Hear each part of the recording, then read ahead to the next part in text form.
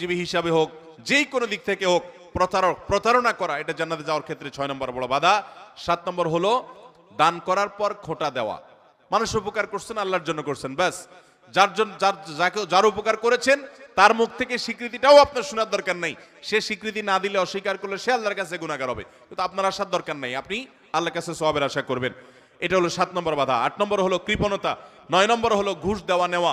10 নম্বর হলো মা বাবার নাফরমানি করা, মা বাবার অবাধ্য হওয়া, মা বাবার অসম্মান করা, মা বাবার যুক্তি নির্দেশকে অলঙ্ঘন করা, অমান্য করা। 11 নম্বর হলো মাদক আসক্ত হওয়া। 12 নম্বর হলো হারাম উপার্জন দ্বারা, হারাম খাদ্য দ্বারা, পানীয় দ্বারা শরীর গঠন করা, সুদ, ঘুষ, দুর্নীতি, 2 নম্বর পথে উপার্জন করা।